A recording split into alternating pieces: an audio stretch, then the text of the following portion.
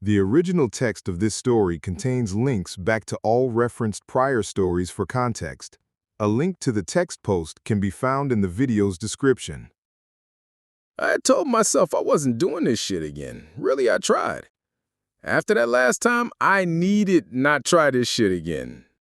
My problem is, I can't idly sit by and do nothing when pressed with a problem I can fix, especially when I can do so without necessarily getting my hands dirty.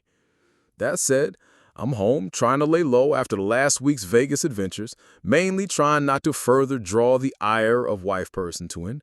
Mind my own damn business when I get an email to the Mo Phillips account. Mo, I come to you with this because I'm really not sure who else I could approach with this.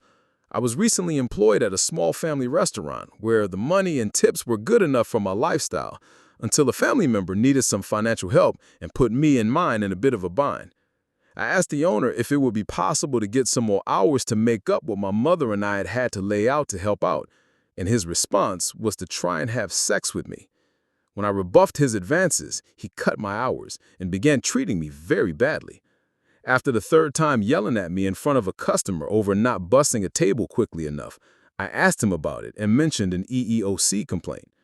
In response, he offered to mention that he knew that I had not been declaring all of my tips when considering my taxes. Rather than stay in this hostile environment, I just quit and have been living off of very small savings until I find something better. What I wanted to know is if there is something that could be done to keep him from doing this to anyone else. Shit. I have daughters, and as of 1 week ago, a grand little, I ain't about to sit by and let some shit like this even almost slide. I pulled out the current Mo burner phone, left my personal phone in the house, and hit the streets. I went over to the old neighborhood and pulled up on a few old friends I know are willing to flirt heavily in the arts of the less than legal acquisition of capital. Even when the job isn't paying, these boys are like brothers who will get their hands dirty to keep mine clean. More on that in a few. I called the restaurant and asked to speak to the general manager. Owner. Hi, I understand you were asking to speak to the general manager. I'm the owner and manager here. How can we help you? Me. Hi, my name is Maurice, and I'm working a community outreach kind of thing here. And your restaurant is in a good space and has a decently quick turnover as far as getting the food out the kitchen. We pride ourselves on that. So I figure you and I can help one another. How so? Well, let me ask, about how much do you sell in a full day, a good day? Well, I don't know that I should be discussing this. Relax. Let me get to it. I want to buy you out for a day, and you feed everyone who walks in the door free of charge to them, regardless of who it is, until you sell out. Oh, I see now. So to get an idea of how much it would cost to... Wait. Naturally, this would give you huge publicity in the community even when you're not having free food days. Got it. So what's the number? I hear papers rustling in his hands. About $2,500 a day, an average. So if I send someone over with that much in cash, you're feeding the community that day. We can do that. All comers, right? Don't try to close up shop early and make off with the money.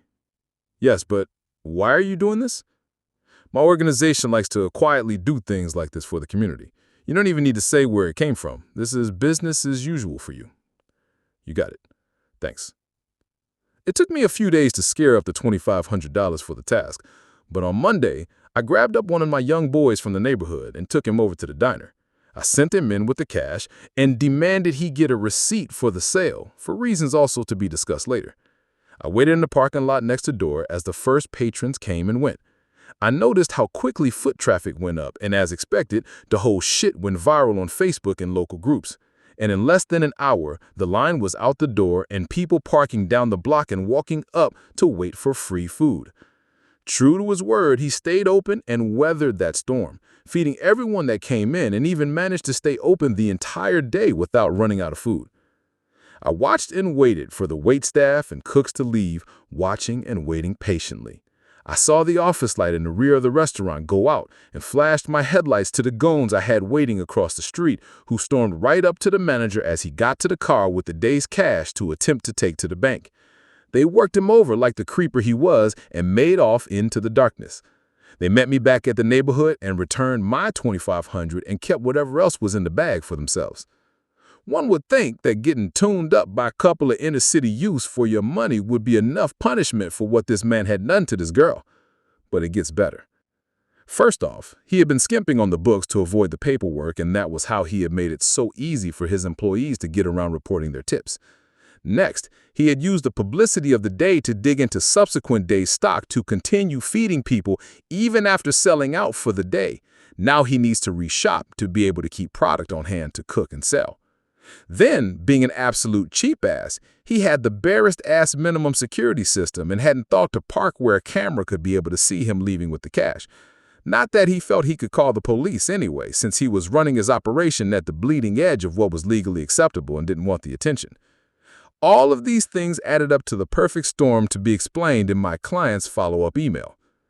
Mo, I don't know if I should be thanking you or who, but that jerk got what came to him. He was apparently set up and robbed last night. One of my old co-workers got to the restaurant this morning and a sign on the door that the place would be closed until further notice. He didn't even call or text anyone. He had apparently been running his business so shitty that the robbery caused him to have to close the place up. Lucky for my friend and now myself, the competing diner down the street has offered to bring us all on. So now not only has this jerk been served the karma that he deserves, but we all came out of this hole and able to feed our families.